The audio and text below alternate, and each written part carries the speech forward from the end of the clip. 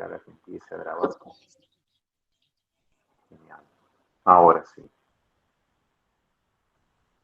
Ahora sí. Bien, vamos a dar inicio entonces a la sesión teórica correspondiente a la semana 5, donde vamos a hablar acerca de,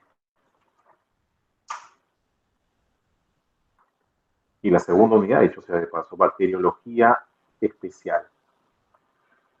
Vamos a ver o seguir viendo lo que corresponde a bacterias, solo que esta vez vamos a desarrollar varias de ellas. Hoy día creo que vamos a hacer algo de 18, 19 bacterias y así sucesivamente en las 3 clases que vienen. Y hasta ahí, hasta donde lleguemos en la tercera clase, va a ser pues el examen parcial. Entonces vamos a puntualizar. Van a ver que es un montón de información, pero vamos a tratar en la medida de lo posible de enfocarnos en lo más importante, porque si no, imagínense, el examen tendría que ser de 1000 preguntas para poder abarcar todo. Así que lo más importante de cada cuestión. Y empezamos, como siempre se empieza, con los cocos gram positivos. Las bacterias, denominadas cocos, son aquellas bacterias que tienen una morfología esférica. Eso ya ustedes lo conocen. Esa morfología esférica bacteriana, que es perfecta o casi perfecta, le da el nombre de coco. Adicionalmente, esos cocos, esas bacterias redondas, se encuentran asociadas pues a veces en cadenas, a veces formando racimos, a veces en parejas, y de acuerdo a eso se le dará la nomenclatura correspondiente. Si están en racimos, se le llama pues estafilococos. Estáfilo es un prefijo que deviene del griego stáfilo, que significa racimo, racimo de uvas. Strepto es otro prefijo que significa o tiene referencia con las cadenas, así que ahí estamos hablando de la presentación en cadenas de este tipo de bacterias, mientras que los que se encuentran en parejas o en pares se les llama o se les dice diplococos. Empezamos entonces hablando del género estafilococo, el primer género que vamos a ver ahora. Estos estafilococos son cocos gram positivos y como son cocos gram positivos, tienen en principio una pared celular formada por peptidoglucano, una pared bastante gruesa. Ya describimos en la bacteriología básica que las paredes celulares de los gram positivos están compuestas pues de peptidoglucano y que tienen además un grosor por capas entre 60 y 80 capas, entonces es bastante grueso.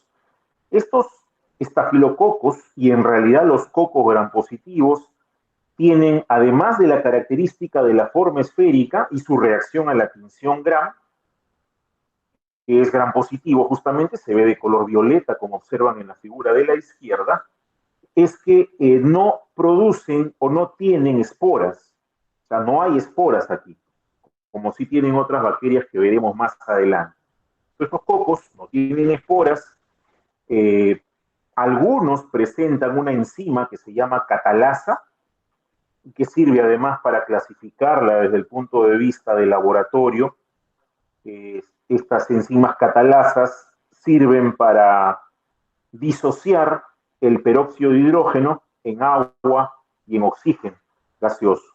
El agua y el oxígeno gaseoso, como consecuencia del ataque de las células del sistema inmunitario sobre ellas. Recuerden que en el estallido oxidativo, en la parte de la fagocitosis que mencionábamos en la primera clase de inmunología, una de las armas que tenían los neutrófilos y los macrófagos eran las especies reactivas de oxígeno y de nitrógeno. Y dentro de esas especies reactivas de oxígeno está pues el peróxido de hidrógeno, el agua oxigenada. Entonces, a partir de ahí, la bacteria se puede defender.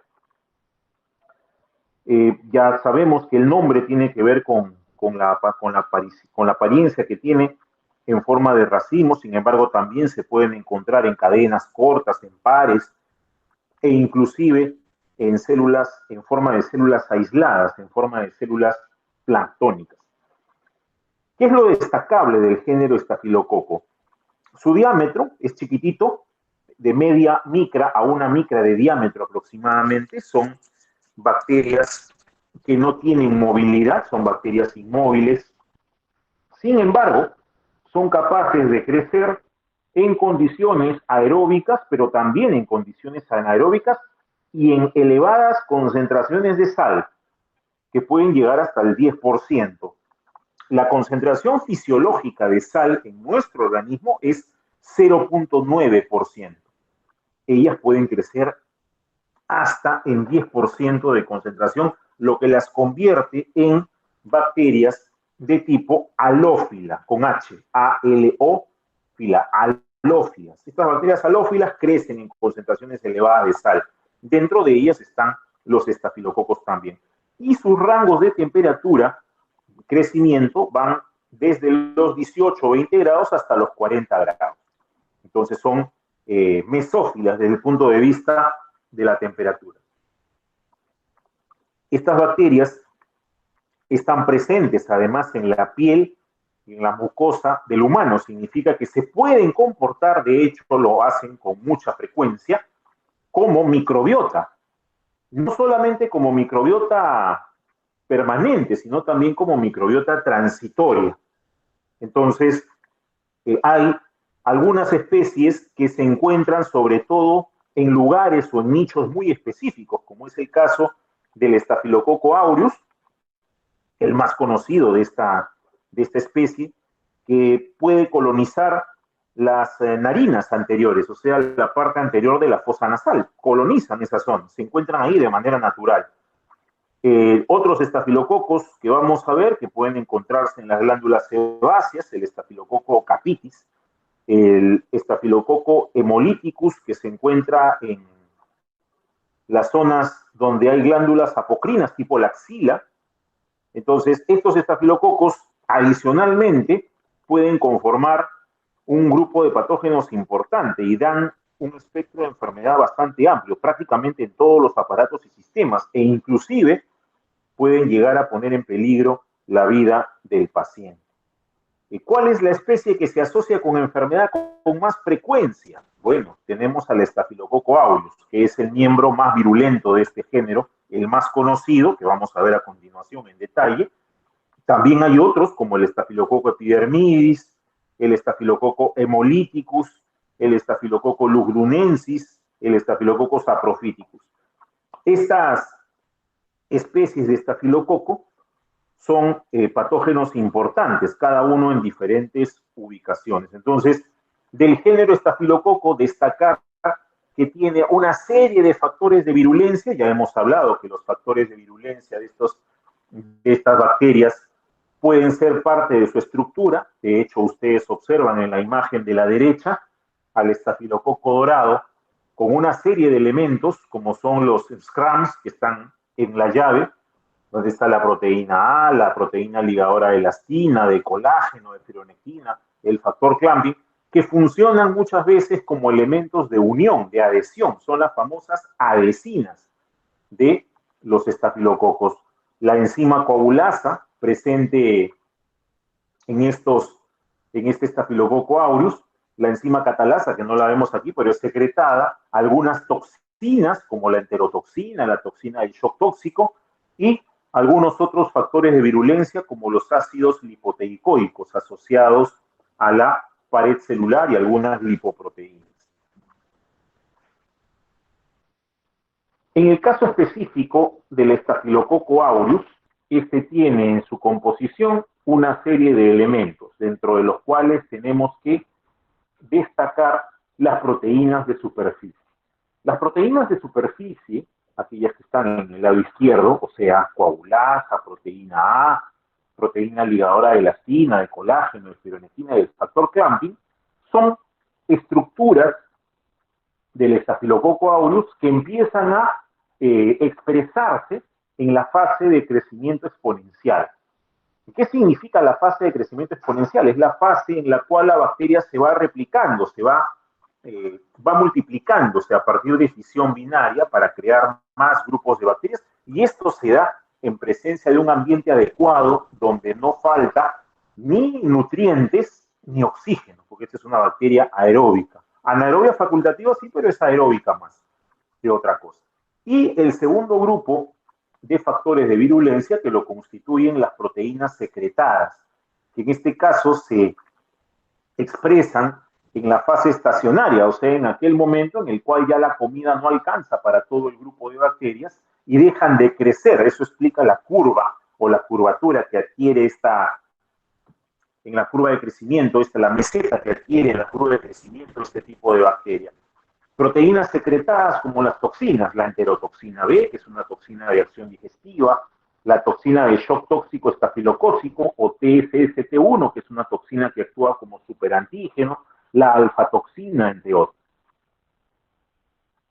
Entonces, estos factores de virulencia pueden ser clasificados a su vez en subgrupos más pequeños, por ejemplo, aquellos ligados a las membranas, aquellos ligados a las proteínas de superficie, destacan pues por su rol como adhesinas, o sea, aquellos elementos que van a ayudar a que el estafilococo se una a la célula hospedera o al tejido hospedero.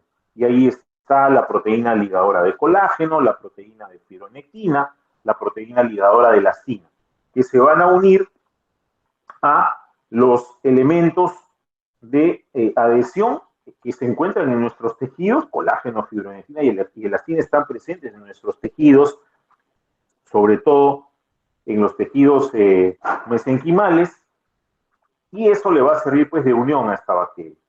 Luego vienen los factores de virulencia que son secretados, estos que vimos en la fase estacionaria, y aquí destacan las invasinas, como es la leucocidina de Panton-Valentine, que es una citotoxina destinada a eliminar a los macrófagos y también a los neutrófilos. Tiene una actividad hemolítica intensa, los lisa, los rompe a los neutrófilos y los macrófagos, una leucocidina interesantísima y que está codificada en el genoma de la bacteria, sobre todo en ciertas zonas llamadas plásmidos.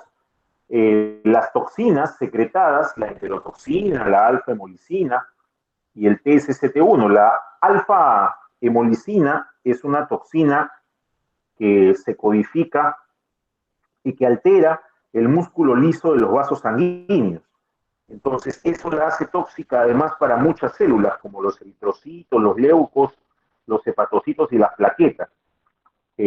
Una vez que se activa esta hemolicina alfa, favorece el flujo o la salida de potasio, la entrada de sodio o calcio, y eso causa pues la lisis por diferencia, aumento de volumen por ósmosis, y es el que causa la lisis del tejido. De hecho, este es un mediador importante en la lesión de daño tisular de esta bacteria.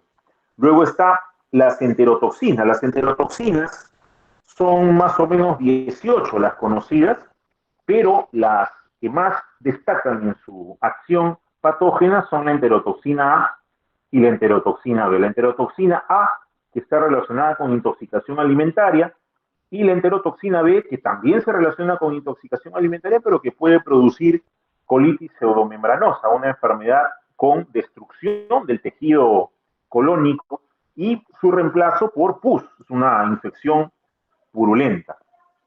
También la toxina de shock tóxico estafilocócico es una toxina que funciona como un superantígeno, una toxina termoestable, resistente a la proteólisis y que ocasiona pues la activación de una gran cantidad de linfocitos, sobre todo policlonales, que desencadenan una tormenta de citoquinas importante. Y otras enzimas, como son la coagulasa y la estafiloquinasa, que son enzimas destinadas a la destrucción del tejido para favorecer su invasividad. La coagulasa y la estafiloquinasa cumplen ese papel.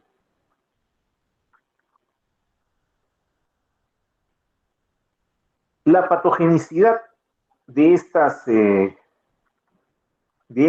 cepas de Staphylococcus aureus pasa por la acción que tiene cada factor de virulencia. No hemos mencionado a la cápsula, pero ahora lo hacemos. La cápsula del Staphylococcus aureus es una estructura que le permite evadir la respuesta inmunitaria, inhibiendo no solamente la quimiotaxis, sino también la fagocitosis. Y también puede inhibir la proliferación de células mononucleares, o sea, evita la aparición de más monocitos macrófagos.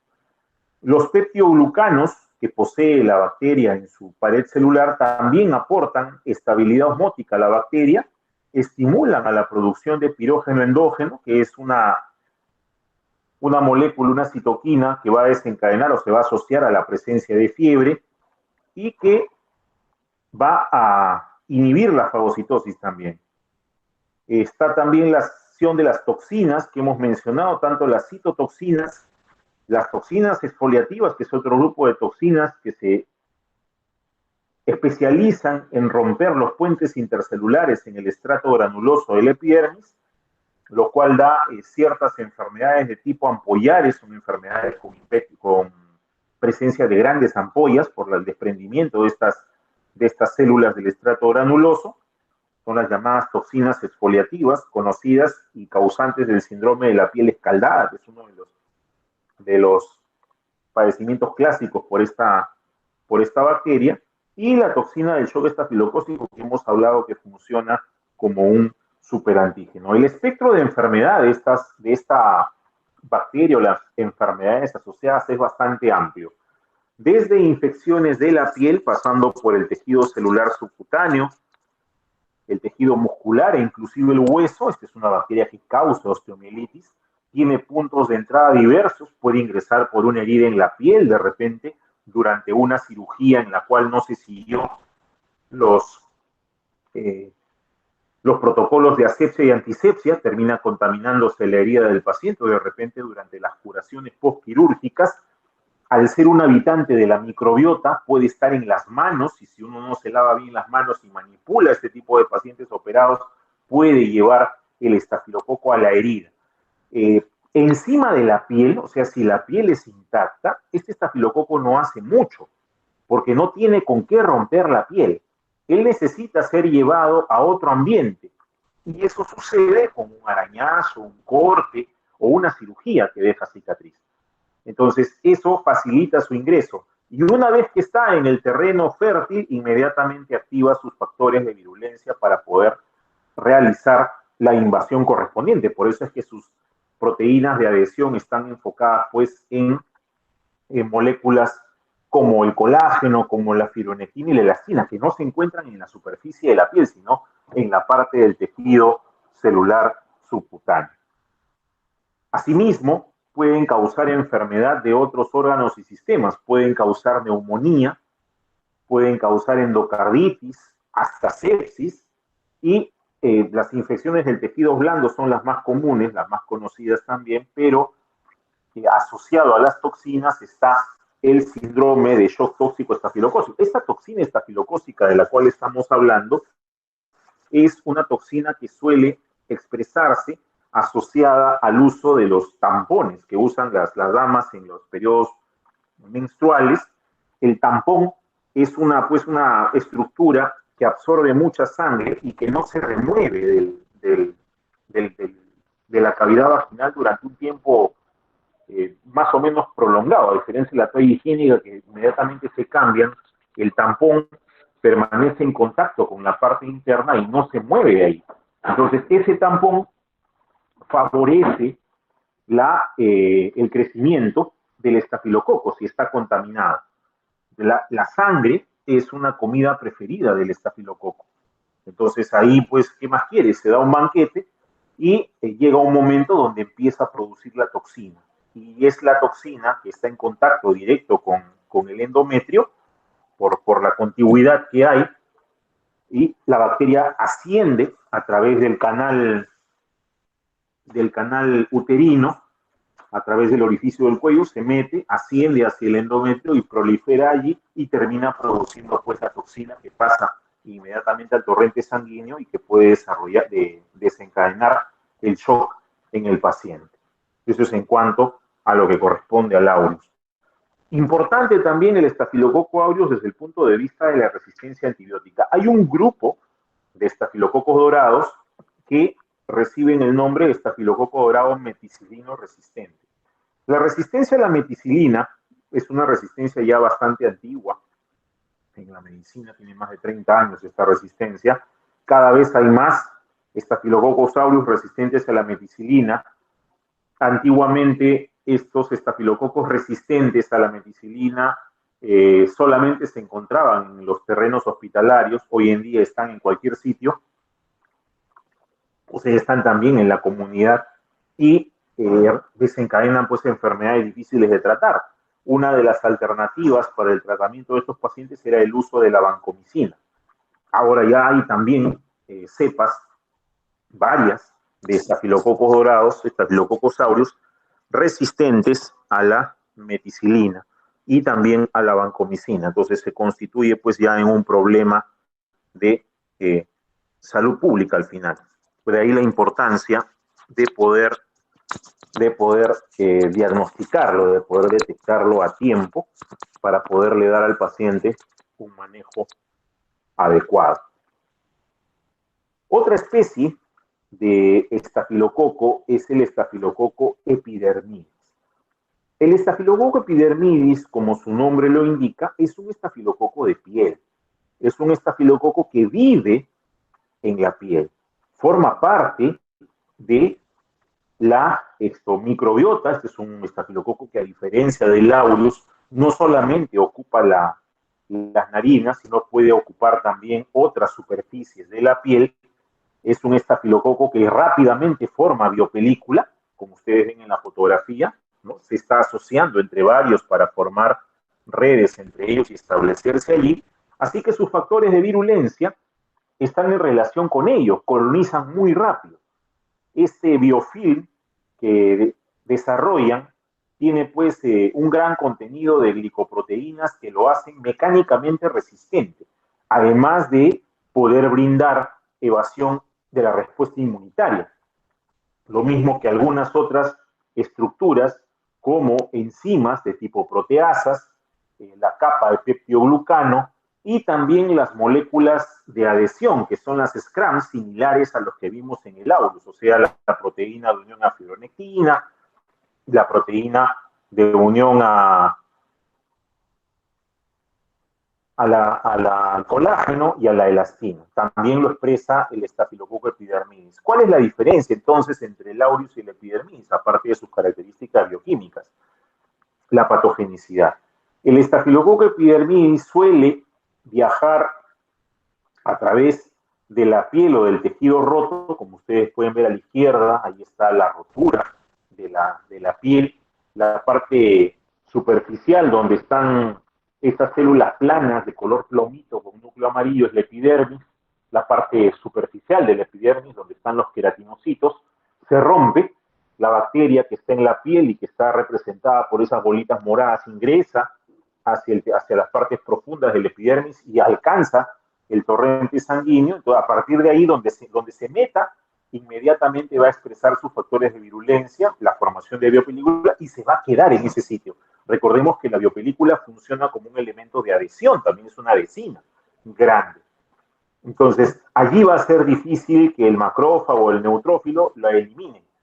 Es más, esta biopelícula es capaz de modular el sistema inmunitario, haciendo que se disminuya la expresión de algunas interleuquinas proinflamatorias, como son el interferón gamma, la interleuquina 12, la interleuquina 1 beta, que lo que harían normalmente es fomentar el llamado de los neutrófilos y los macrófagos, pero aquí, por acción del biofilm de esta bacteria, lo que hace es disminuir la presencia de estas células. Así que la misma biopelícula va a inhibir la opsonización, va a inhibir la fagocitosis por parte de los leucocitos, va a inhibir también el depósito del complemento, la detección de los PAMs y demás elementos que favorecen la diseminación de la infección. ¿Qué enfermedades están asociadas al estafilococo epidermidis? Pues algunas de importancia, como son las enfermedades vasculares. Esta bacteria es conocida por colonizar las superficies internas y externas de los catéteres venosos que se usan en el tratamiento de los pacientes, sobre todo si se trata de catéteres permanentes. Y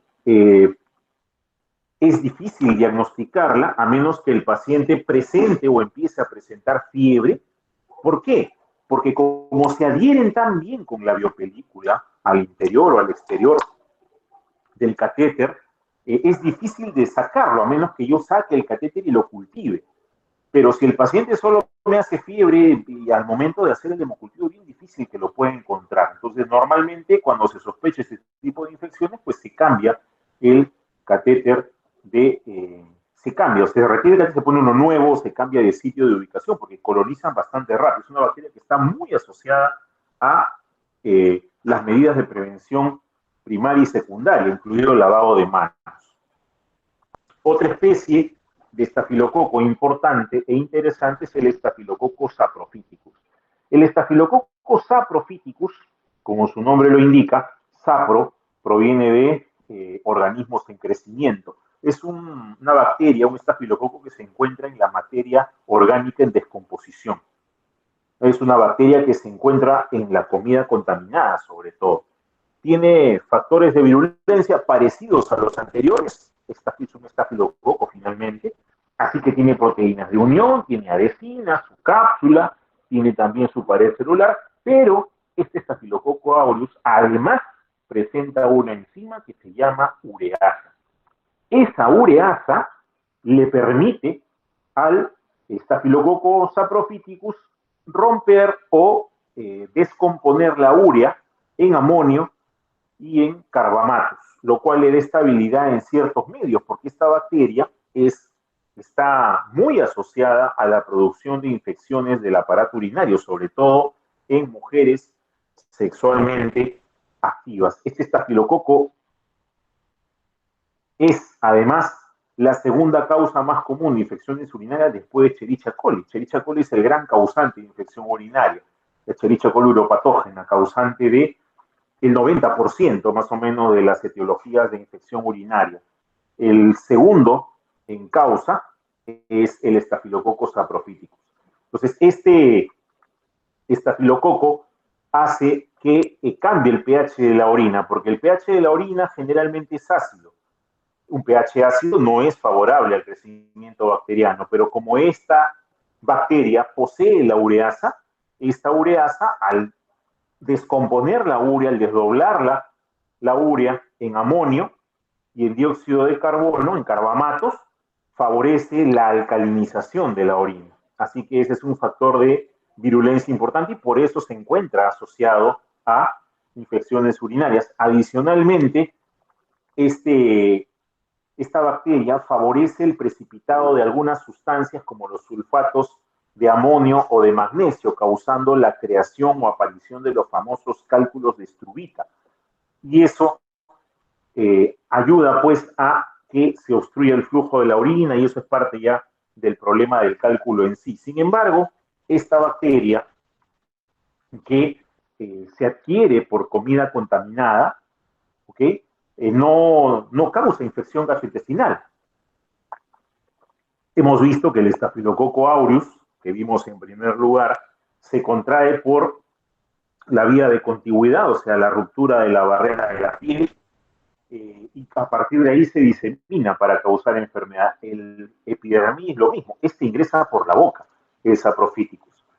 ¿Y cómo es que llega a causar infección urinaria? Por contigüidad, porque este Staphylococcus saprophyticus llega a ser parte de la microbiota y a partir de ahí, por el mismo mecanismo por el cual migra Escherichia coli, estafilococo migra del margen anal, atraviesa el perine, que es una región bastante corta en las damas, e ingresa a el introito vaginal, donde no causa mayor daño, salvo que tome contacto con la uretra, donde ya va a causar infecciones urinarias bajas primero, y si no se trata, puede llegar a causar infecciones urinarias altas. Las enfermedades más asociadas con este estafilococo epidermidis es pues la cistitis, o sea, las infecciones urinarias bajas. Y ahí está el famoso síndrome de la luna de miel, del cual algunas veces les comenté. O sea, se encuentra este tipo de padecimiento y cuando se hace el estudio de laboratorio en las mujeres que empiezan su vida sexual. ahí es donde se presenta con más frecuencia la casuística por este tipo de agente patógeno. Los estreptococos es otro género de bacterias. Estos estreptococos tienen una particularidad y es que son también cocos gram positivos, se pueden presentar en parejas o en cadenas, a diferencia de los racimos que hemos visto en estafilococos, son especies anaerobias facultativas, crecen en algunos casos con atmósferas enriquecidas en dióxido de carbono, no tienen la enzima catalasa, son catalasa negativos, de hecho por eso los podemos diferenciar en el trabajo de laboratorio cuando hacemos la identificación, los son catalasas negativos, los estáfilos son catalasa positivo, y su clasificación es la importante aquí. Hay tres formas de clasificarlos. La primera forma de clasificación tiene que ver con las propiedades serológicas, los llamados grupos de Landsfield, que ustedes están viendo en la figura, en la diapositiva en la parte inferior izquierda. Rebecca Landsfield, una científica, microbióloga, desarrolló hace casi 100 años, en 1933, ¿sí? 33, 34, su clasificación serológica para diferenciar algunas cepas de estreptococos. Y lo hizo en función a la presencia de algunos antígenos en la superficie. Entonces, que los clasificó por letras que van desde la A hasta la W, me parece que está ahorita, y que tienen que ver pues con grupos particulares. En el grupo A está el Streptococcus pyogenes, en el B la Galactiae, en el C y así sucesivamente. El defecto de este tipo de clasificación es que algunos estreptococos no llegan a ser clasificados así, como el Streptococcus pneumoniae, por ejemplo, y tampoco los estreptococos del grupo Viridia, que causan la caries, como el mutans. Entonces, es una forma de clasificar la clasificación de Landsfield. Después está la clasificación por patrones hemolíticos. Los estreptococos se caracterizan por presentar muchos de ellos las enzimas llamadas hemolicinas, que son enzimas destinadas a romper, destruir a los hematíes, porque dentro del hematíe está la comida del estreptococo. Entonces, hay diferentes patrones de hemólisis. Está la hemólisis completa, llamada hemólisis beta. Si ustedes ven la placa Petri que está en la parte superior izquierda, ven una letra beta en color amarillo, ¿no? En fondo amarillo, dentro de la placa de agar sangre, color rojo. Esa es una hemólisis beta, se llama hemólisis completa. Al lado ven la letra alfa, ¿no? Se refiere al patrón hemolítico alfa, que es la hemólisis incompleta. Y en la parte inferior ven la letra griega gamma, y a eso se le llama gamma hemólisis o también ausencia de hemólisis. Es otro criterio de clasificación. Y el tercer criterio, tiene que ver con las propiedades bioquímicas o fisiológicas de cada una de estas bacterias. Entonces, ¿por qué tenemos tres sistemas de clasificación? Porque ninguno de ellos es completo para clasificar a todos los estreptococos, así que tenemos que echar mano de todos ellos para poder tener una idea de dónde queremos llegar con esta clasificación. Los tres grupos más importantes, las tres especies más importantes que vamos a estudiar ahora están allí enlistados. Está el Streptococcus pneumoniae, está el Streptococcus pyogenes y está el Streptococcus agalactiae. ¿Por qué se le dice Streptococcus pneumoniae? Porque está relacionado con los pulmones, neumo, y causa neumonía además. El Piógenes recibe ese nombre porque es un microbio que genera o produce pus. Es un microbio bastante purulento, generador de pus, por eso de Piógenes, ¿no? Pio significa pus. Y el Streptococcus agalactiae es un estreptococo que es aislado primero en las vacas, porque causaba mastitis, o sea, galactiae por la leche, pero posteriormente se encontró que este Streptococcus galactiae produce enfermedades en el posparto, en el humano, como por ejemplo la fiebre puerperal. Entonces es un agente patógeno importante para nosotros. El Streptococcus pyogenes, que es el primero que vamos a ver y que es un estreptococo beta hemolítico, es un estreptococo que pertenece al grupo A de Landsfield. Son cocos esféricos con diámetros entre 1 y 2 micras, parecido al estáfilo, forman cadenas cortas en las muestras. Cuando observamos la muestra, el gram de la muestra son cadenas cortitas de 15, 20 cocos, y cuando los cultivamos, pues forman cadenas más largas, ¿no? 30, 40 coquitos en la cadena. La estructura de estos estreptococos piógenes descansa en la presencia de una pared celular importante, ¿no? Es un gran positivo finalmente, similar a los estáfilos. Su componente de pared celular hace que tengan algunos antígenos importantes en su superficie, como son el antígeno específico de grupo, la proteína M, que es quizás la principal proteína específica que se asocia sobre todo a los estreptococos virulentos, aquellos que producen peor espectro de enfermedad, y que ustedes pueden apreciar en la figura la proteína M como esa cadenita que va desde la pared celular hasta el exterior. Esa proteína M llega, inclusive no se ve allí, pero llega a anclarse a la membrana citoplasmática y luego atraviesa toda la pared celular y sobresale por encima de la superficie. También está el ácido lipoteicoico, que forma parte de la pared celular de la bacteria, y la proteína F, que es otro tipo de proteína que también tiene su importancia en lo que respecta a la patogenia de esta enfermedad.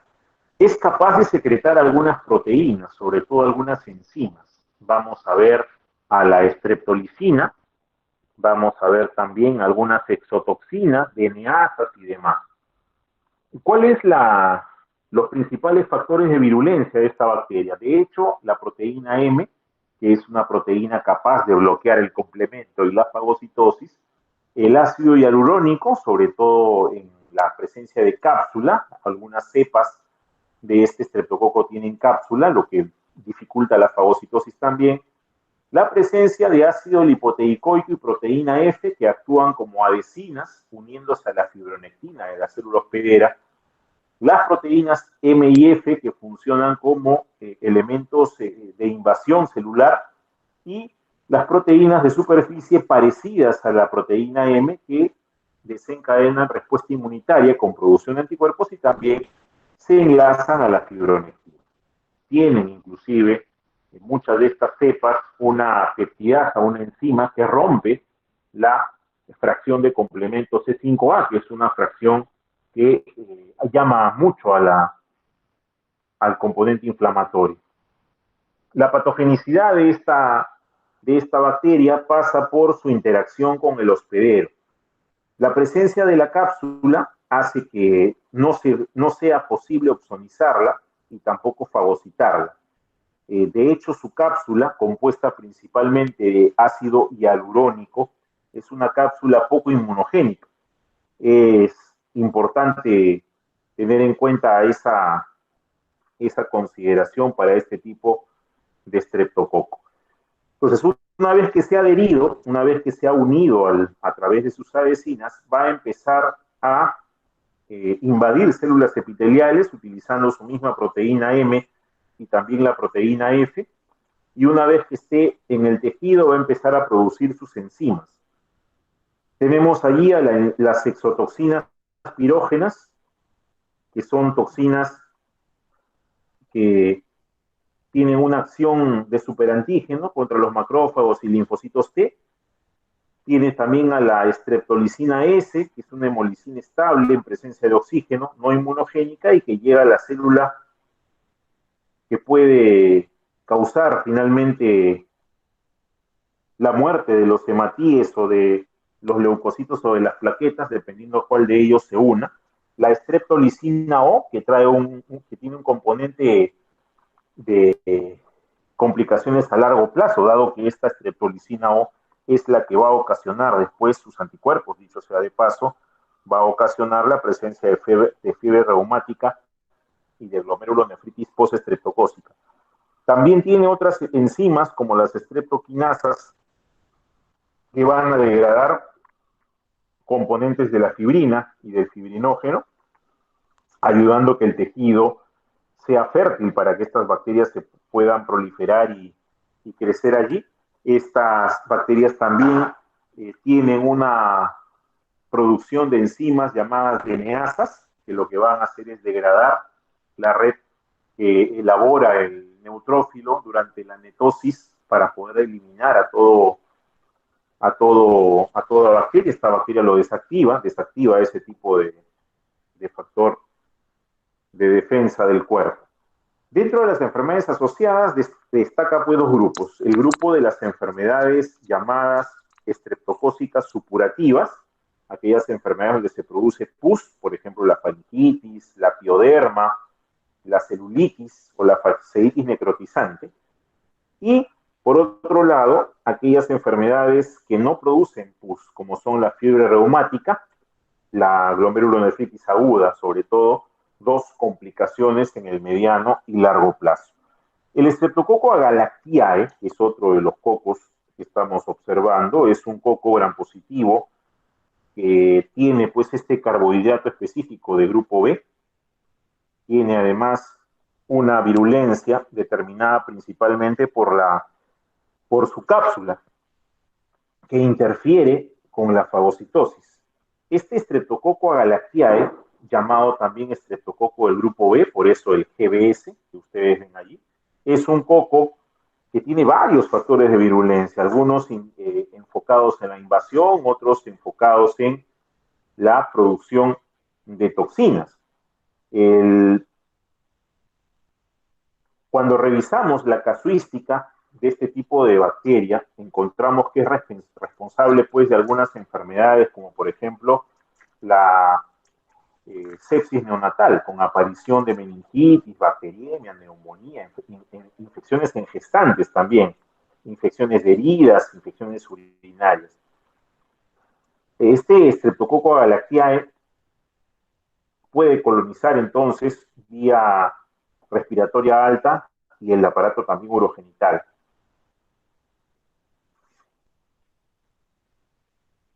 Su patogenicidad pasa por el uso pues, de todos estos factores de virulencia que se han mencionado, sobre todo las enzimas llamadas invasinas, que le permiten meterse cada vez más profundamente al tejido, así como también la presencia de algunas enzimas como las hialuronidasas, que lo que ayudan es diluyendo o ablandando el tejido para permitir la penetración de este tipo de bacterias, y si a esto le sumamos los factores de evasión de respuesta inmune, que mejoran su estadía y su respuesta inmune frente a lo que corresponde al sistema de defensa inmunitario, pues perpetúan su infección y lo hacen ya pues de importancia.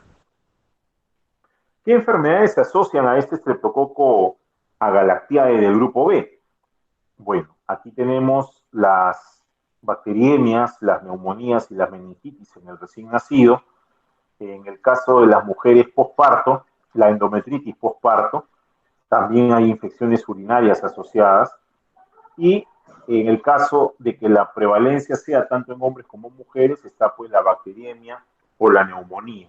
Esta bacteria, de manera similar al Staphylococcus aureus, también puede producir enfermedades del tejido blando, enfermedades de la piel, de las articulaciones e inclusive de los huesos. El Streptococcus pneumoniae, por otro lado, es una bacteria gram positiva también, es un diplococo gram positivo, como ustedes ven ahí, está en parejas. Este Streptococcus pneumoniae fue aislado por Pasteur hace más de 130 años. Entonces, a partir de allí, se le ha estudiado cada vez más. Se han dado cuenta que es un estreptococo alfa hemolítico, hemólisis incompleta. Es un estreptococo que tiene cápsula, es un coco gram positivo capsulado. Tiene además la apariencia en parejas, como ven en la figura, la apariencia en parejas en diplococos, en algunos casos como cadenas más cortas. Su pared celular contiene un ácido teicoico rico en fosforilcolina, polisacárido C se le llama también, que es necesario para la actividad de una enzima autolítica llamada amidasa. ¿Qué patogenicidad tiene o virulencia, mejor dicho, qué virulencia tiene este Streptococcus pneumoniae? Bueno, depende de su capacidad de colonizar la faringe, porque presenta vecinas a las proteínas de superficie de las células faringeas. Normalmente se extiende por tejidos estériles, o sea, cavidad cavidad pulmonar. En algunos casos también expresan proteasas de inmunoglobulina A, que son capaces de estimular la respuesta inflamatoria local y escapar sobre todo de la fagocitosis. Entonces tienen factores de virulencia variados, como son las proteínas de superficie, como son también algunos elementos anticomplemento, algunas proteínas transportadoras de metales, que como vimos en la clase metabolismo bacteriano, las bacterias que vienen a quedarse necesitan que comer. Entonces, esta presencia de proteínas transportadoras de metales nos hace recordar por los famosos sideróforos, que eran los que facilitaban la adquisición de hierro por parte de estas bacterias para poder proseguir con sus procesos metabólicos. Estos factores de virulencia abarcan entonces proteínas de unión, abarcan también proteínas o toxinas liberadas al extracelular y abarcan también proteínas transportadoras de metales. Entre ellos, uno de los más importantes es el azufre y el hierro. La patogenicidad del Streptococcus pneumoniae destaca en cuanto a que es capaz de evadir la respuesta inmune en la sangre. Este es un estreptococo que pasa vía sanguínea y una vez allí evita la hemólisis por parte del complemento, inactiva el complemento, lo adormila y a partir de ahí se aprovecha para producir infección en casi todos los aparatos y sistemas, pero destaca la importancia de la presencia pues de neumonía, de ahí el nombre de Streptococcus pneumoniae, pero esta bacteria puede pasar la barrera hematoencefálica y llegar a causar neumonías, meningitis. Estas meningitis suelen ser supuradas, con producción de bastante pus, suelen tener desenlaces fatales si es que no se trata a tiempo, pero lo bueno es que existe pues vacuna contra este Streptococcus pneumoniae. La famosa vacuna contra el neumococo es esa, ¿no? Streptococcus pneumoniae se le conoce también como neumococo. Entonces, dentro del espectro de sus enfermedades asociadas va a depender mucho de cómo es que se disemine. O sea, si hay compromiso del vaso, si hay compromiso del ganglio linfático, del sistema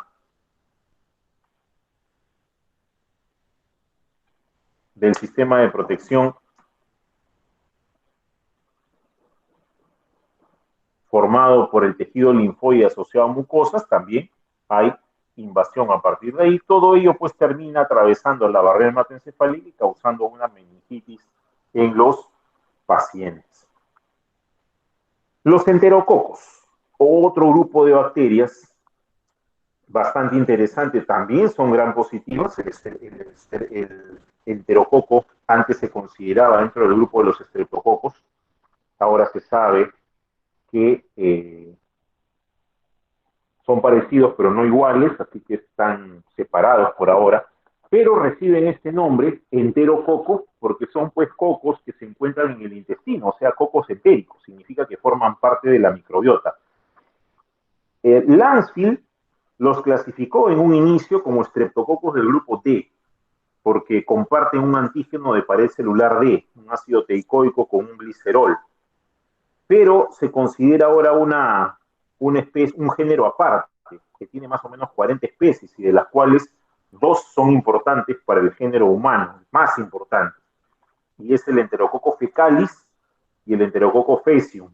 Hay 2 más, que es el Enterococcus gallinarum y el Enterococcus caseliflavus, pero más nos vamos a enfocar en el fecalis y en el faecium.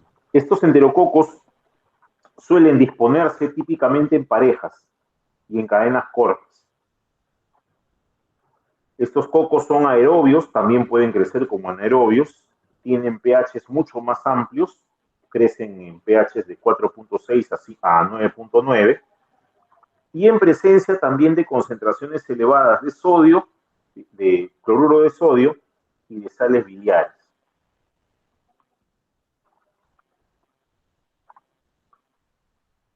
¿Cómo funciona o cuál es la estructura estructura que tiene el Enterococcus fecalis para producir enfermedad. Los dos son similares, pero el Enterococcus fecalis es una bacteria que tiene capacidad para adherirse a los tejidos y formar a partir de ahí biopelículas. Tiene también resistencia a los antibióticos, resistencia natural a los antibióticos. Entonces, de ahí la importancia de su aislamiento, porque puede ser un punto de diseminación de la enfermedad, un punto de contagio. Esta bacteria, Enterococcus fecalis, también puede formar parte de la biopelícula, forma parte de una producción de biopelícula mixta, a veces entre las dos, entre diferentes áreas, o dos o más áreas. Se ha encontrado que este Enterococcus fecalis puede, pues, encontrarse en diferentes tejidos, puede encontrarse formando parte de la microbiota, una vez que ya ha sido, ha migrado hacia ocupar esos lugares. Los enterococos destacan con sus factores de virulencia, como por ejemplo la capacidad de formar biopelícula, es uno de ellos. El otro factor de virulencia interesante en el enterococo es la resistencia a los antibióticos, sobre todo resistencias naturales, y eso hace pues que la enfermedad pueda asociarse y poder diseminarse con facilidad. Entonces vemos que la patogenia, el enterococo, tiene una resistencia al ambiente, puede diseminarse por translocación bacteriana en el intestino y es una bacteria que se puede encontrar en algunas muestras clínicas, de hecho es frecuente hacerlo, pero que ya da miedo, pues, no ver que se asocie mucho a lo que corresponde a las enfermedades multidrogoresistentes. ¿Qué enfermedades puede producir nuestro enterococo, el Enterococcus faecium? Varios tipos de enfermedades, dentro de los cuales destaca las infecciones hospitalarias, las infecciones nosocomiales. Y dentro de esas infecciones nosocomiales, la orina. O sea, es común que la orina sea la localización más frecuente de estas infecciones enterocócicas, dado que se ajustan mucho a los factores de patogenicidad requeridos para invadir este tipo de tejidos. Sin embargo, estas infecciones urinarias, sobre todo, pueden ser asintomáticas o cistitis no complicadas. Entonces, hay un manejo que se le da a partir de este tipo de paciente. Y otro rasgo importante de su enfermedad es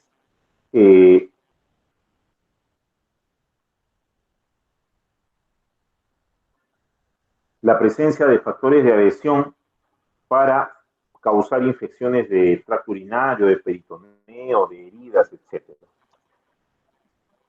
El Enterococcus faecium, por otro lado, o faecium también se lee, es un enterococo que tiene una estructura similar al fecalis, tienen diferentes genomas, por eso que se llaman distintos.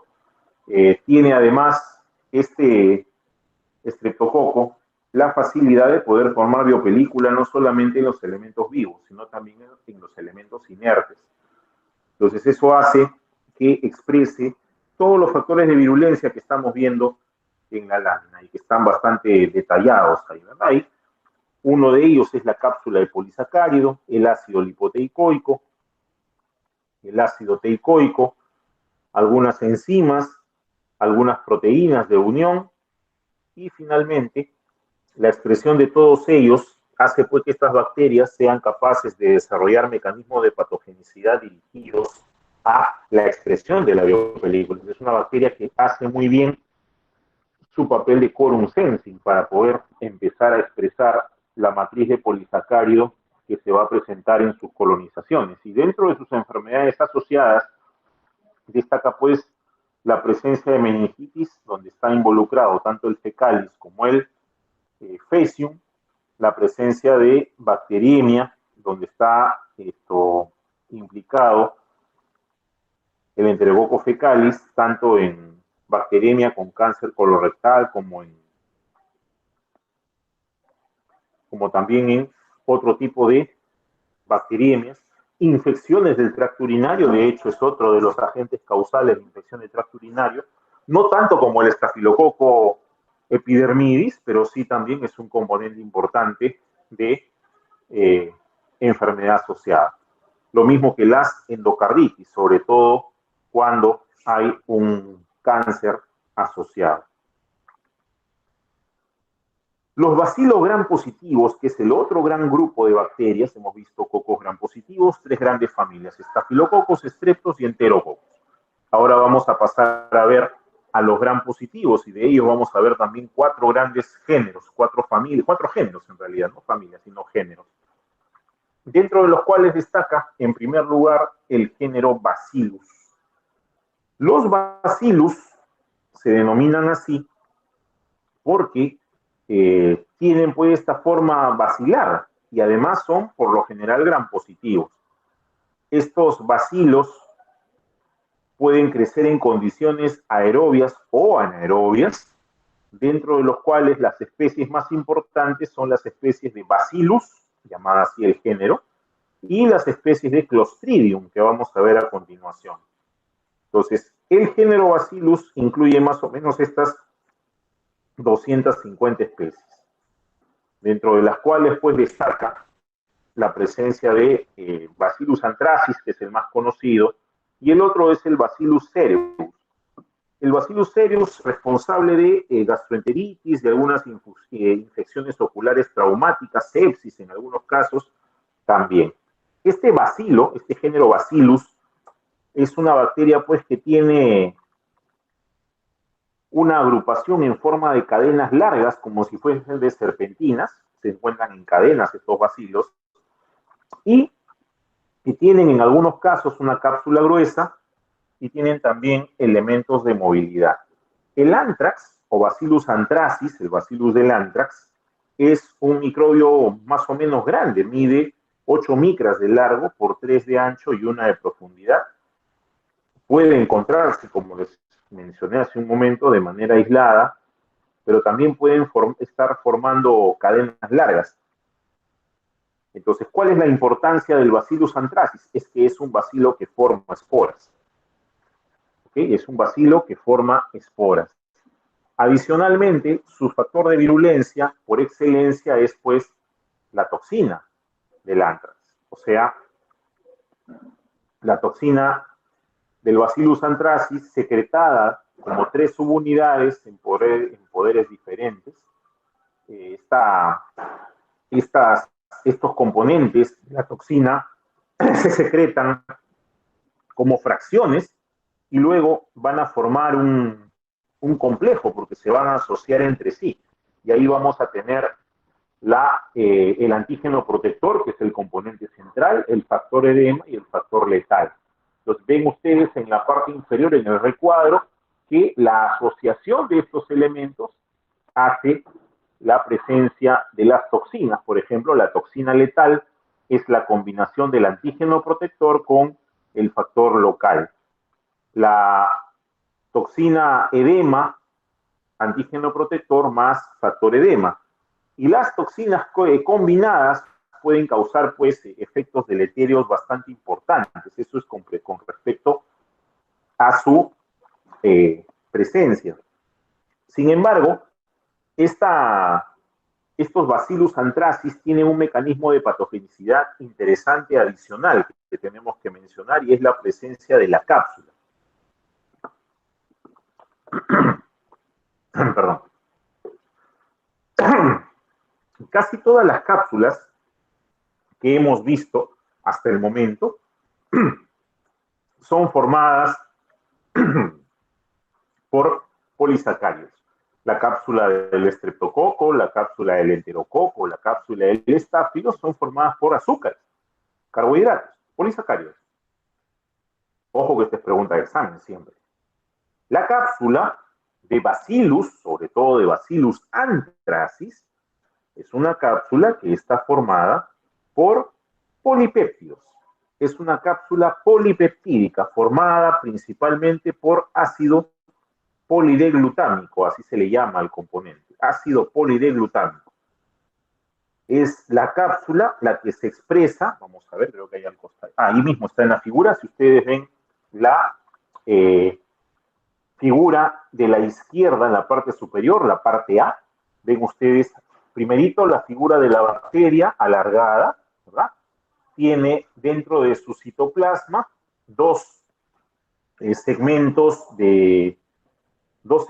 plásmidos, uno se llama PXO1, que es el que codifica la presencia de los elementos de la toxina, y también está el plásmido PXO2, que es el que va a codificar, ojo con esto, va a codificar la presencia de la cápsula de polipéptido, que es una excepción a la composición de las cápsulas, dado que todas son polisacáridos y esta es polipeptídica, y que funciona como factor de virulencia importante, porque esa cápsula que ustedes ven que se va a formar, va a ayudar a evitar o retrasar la fagocitosis por parte del sistema inmunitario.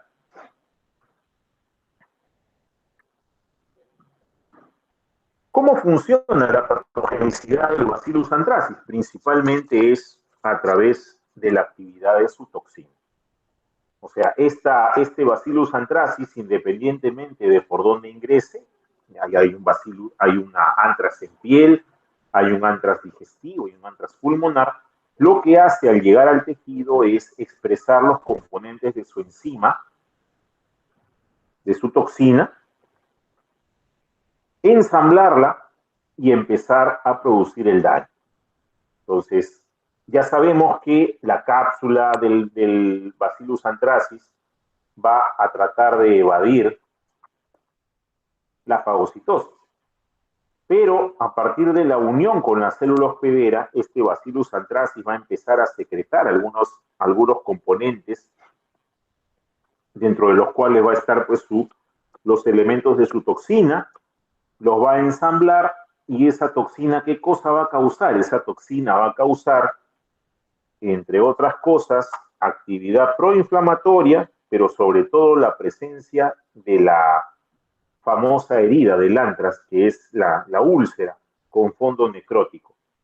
Esa úlcera, que se presenta en el caso del Bacillus anthracis, de ahí su nombre, porque anthrax o anthracis significa carbón, por el color que adquiere esta lesión, es una lesión redondeada, de una profundidad de más o menos 4 o 5 milímetros, pero con un fondo de color negro, seco. Es una característica de las lesiones por Bacillus anthracis. Entonces, al Bacillus anthracis en su forma de infección también se le dice carbunco, se le conoce como carbunco.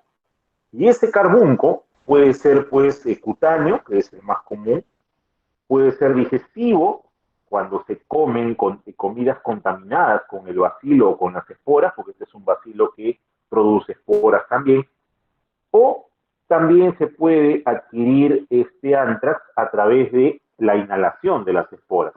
Esta inhalación de las esporas relacionada con una parte de bioterrorismo, porque al colocar las esporas en un medio en el cual van a volatilizarse, pues disemina la enfermedad para varios lugares. Esta la toxina intestinal puede causar pues una serie de manifestaciones, dentro de las cuales destacan disminución del apetito, aparición de dolor de garganta, sepsis, lesiones pseudomembranosas, entre otras, e inclusive diarrea con moco y con sangre.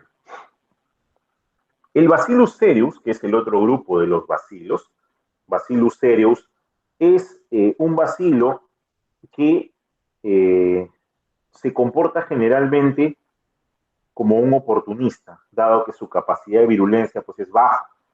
Entonces necesita comportarse como oportunista. Es un patógeno importante, dado que produce enfermedades gastrointestinales por sus toxinas y también infecciones y septicemias en algunos casos.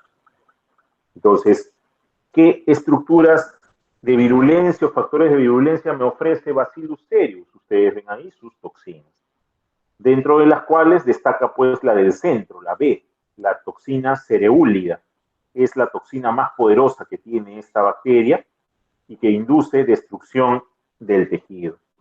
esta toxina secretada, esta exotoxina, que es la cereúlida o cereolicina también se le dice, funciona también como una hemolicina.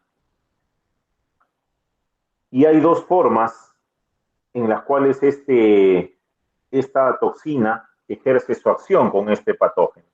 Está la toxina emética o la forma emética y la forma diarreica. Estamos hablando de la enfermedad por ingerir comida contaminada. La toxina emética es una toxina estable al calor, es una toxina que permite que las esporas sobrevivan a la infección inicial. Es una toxina, es una bacteria que podemos encontrarla en el arroz, por ejemplo. Frecuente encontrar esta toxina cereúlea, toxina emética, en el arroz. Causa náusea, dolor abdominal, vómito. Tiene un tiempo de incubación corto que puede ser menos de 6 horas, mientras que el caso de la toxina diarreica es una toxina lábil al calor, o sea, calentando la comida se elimina. La otra, aun cuando la calientes, es peor.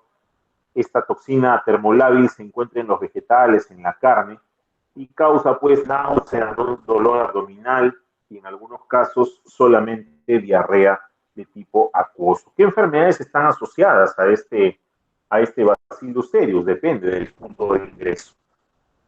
Generalmente ingresan a nuestro cuerpo a través de las toxinas o de las esporas, y sus manifestaciones clínicas son pues variadas dependiendo del sitio en el cual se encuentre el tejido que están intentando atacar.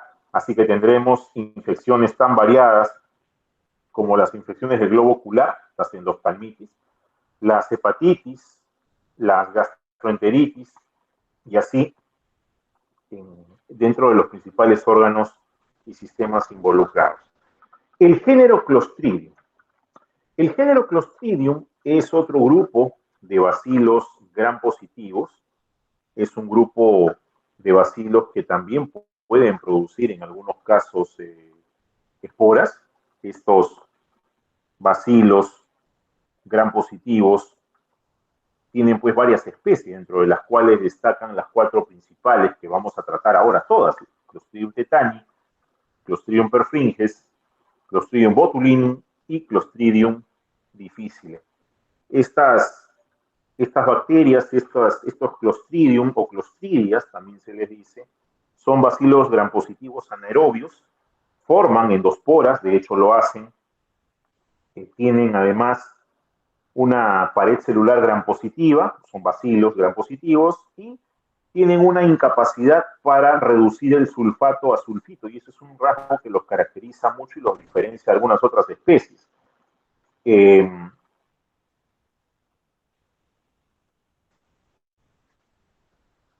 Estos microbios, los Clostridium, son ubicuos. ¿Qué significa ubicuos? Significa que se pueden encontrar en cualquier lugar. Se encuentran, de hecho, en el suelo, en el agua, en las aguas residuales. Pueden formar parte de la microbiota de los animales, del tracto digestivo y también del humano, si tenemos contacto con esos animalitos. Pero la gran mayoría de clostridios son saprófitos e inocuos, salvo estas 4 especies que hemos enlistado. La gran mayoría son inocuos, no causan ningún problema. Y se pueden comportar como patobiontes o como patógenos oportunistas. De hecho, lo hace el Clostridium difficile. Vamos a empezar entonces a verlos. El Clostridium botulinum es una bacteria que causa pues la enfermedad del botulismo a partir de la producción de la toxina justamente botulínica. Una toxina poderosa en cuanto a su acción, es un bacilo, este Clostridium botulinum, como ven, tiene ese aspecto como si tuviese una puntita de otro color. Esa puntita de otro color o blanquita corresponde a su endospora, y el alargado es la bacteria. Tiene muchos factores de virulencia, dentro de los cuales destacan sus adhesinas sea, las proteínas que usan para unirse a los alimentos, y también la presencia de su toxina botulínica. Esa toxina botulínica tiene una estructura característica, que como vamos a ver, ya vimos creo esta parte de la toxina botulínica, es una toxina de tipo AB, o sea, tiene una pequeña subunidad que hace la acción de toxina, que es una endopeptidasa de zinc, y una subunidad que es no toxigénica, pero que sirve como elemento de unión, que es al que se va a unir el receptor. Esta toxina es una toxina que va a inactivar las proteínas que regulan la liberación de la acetilcolina, por lo tanto va a inhibir la recaptación, perdón, la liberación de acetilcolina causando parálisis. Pero en este caso, al no haber contracción, porque no hay liberación de acetilcolina al espacio sináptico, lo que va a causar es una parálisis de tipo flácido, a diferencia del tétanos, que vamos a ver a continuación, que causa una parálisis en contracción, o sea, una parálisis de tipo espástico. Entonces, la patogenicidad de esta bacteria destaca en la presencia de su toxina. Como ustedes pueden observar en la parte izquierda del gráfico, se describe pues la liberación normal de los neurotransmisores, o sea, la vesícula sináptica ubicada en la neurona viaja hacia el espacio, la hendidura sináptica, donde en la unión con el músculo esquelético, y para eso utiliza un complejo de proteínas llamadas SNARE. Esas proteínas SNARE están compuestas por tres grupos de proteínas: la sinaptobrevina, la sintaxina y la proteína SNAP25, que se acoplan y permiten la liberación de la acetilcolina al espacio de la hendidura y posteriormente la contracción muscular. Pero ¿qué es lo que pasa con la toxina botulínica? Lo que pasa con esta toxina botulínica es que ingresa al espacio eh, sináptico a partir de la sangre. Recordemos que ingresa por el alimento, pasa el torrente sanguíneo, llega al espacio sináptico y como tiene esa doble estructura de su unidad AB, ven ustedes dos gotas de color plomo pegadas, esa es la toxina. La parte chiquitita es la cadena ligera o la subunidad A, que es la parte activa, y la parte grande es la cadena pesada. Entonces se une al receptor la cadena pesada o subunidad B, ingresa, es endocitada dentro de la neurona y luego se libera la subunidad A, sale al citoplasma de la neurona y empieza a romper las proteínas que forman el complejo SNARE en diferentes niveles, y dependiendo del nivel en que lo rompan, estaremos hablando pues de el diferente tipo de toxina, porque hay toxina A, B, C, D, hasta G. Pero eso es la acción particular. Lo que interesa es que impide de esta manera la liberación de la acetilcolina, por lo tanto, causa esta parálisis de tipo flácida. De hecho, las enfermedades que están asociadas a esta bacteria son pues enfermedades llamadas botulismos.